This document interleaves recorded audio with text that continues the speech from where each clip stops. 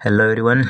आज की इस वीडियो में हम लोग बात करेंगे कक्षा 12 सामान्य हिंदी का जो जीवन परिचय होता है, साहित्यिक परिचय, लेखकों का और कवियों का, यानी कि सबसे महत्वपूर्ण जो साहित्यिक परिचय होता है लेखक का और कवि का, जो हर साल बोर्ड एग्जाम में पूछा जाता है।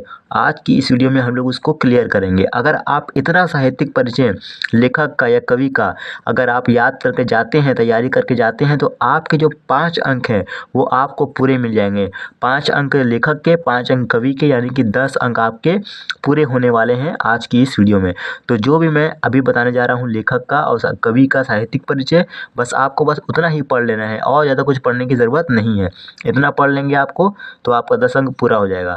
तो सबसे पहले नंबर पे आते हैं वासुदेव सर अग्रवाल। ये सबसे महत्वपूर्ण साहित्यिक परिचय है लेखक का।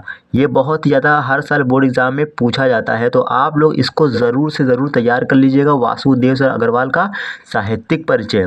आपको हेडिंग में क्या लिखना है? साहित्यिक परिचय लिखना है, जीवन परिचय नहीं लिखना है, क्योंकि जीवन परिचय हाई स्कूल में पूछता है और इंटर में कक्षा 12 में साहित्यिक परिचय आप लोग को हेडिंग डाल के लिखना होता है। ठीक है, आपको दे देगा 3 साहित्यिक परिचय, 3 साहित्यिक परिचय दे देगा। मान लीजिए वासुदेव अग्रवाल, आचार्य हजारी प्रसाद द्विवेदी और प्रोफेसर जी सुंदर रेड्डी। आपको तीनों में से कोई एक, किसी एक का साहित्यिक परिचय लिखते हुए उनकी जो रचनाएं हैं उनके बारे में लिखना होता है। इसके लिए आपको 5 अंक पूरे मिलते हैं और कम से कम 80 शब्द होना चाहिए। कितना होना चाहिए? 80 शब्द में आपको ये साहित्यिक परिचय लिखना होता है।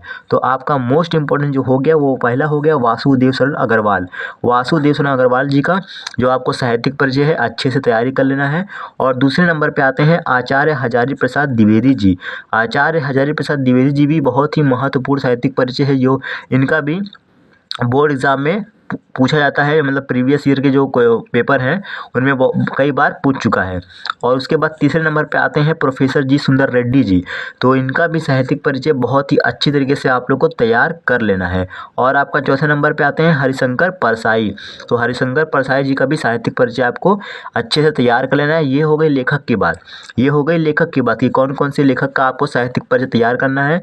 तो पहले नंबर पे हो गया वासुदेव अग्रवाल, दूसरा हो गया आचार्य हजारी प्रसाद द्विवेदी, तीसरा है प्रोफेसर जी सुंदर रेड्डी और चौथा है हरिशंकर परसाई।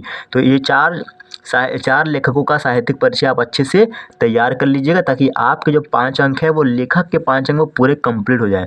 अब हम बात करते हैं कि कवि कौन कौन से कवि हैं जिनका जो साहित्यिक परिचय है जो पूछा जाता है बोर्ड एग्जाम में। तो अब हम उनकी बात कर लेते हैं। तो सबसे नंबर 1 पे आती हैं मैथिली शरण गुप्त। मैथिली शरण गुप्त जो है वो इनका भी बहुत ज़्यादा बोर्ड एग्जाम में पूछता है।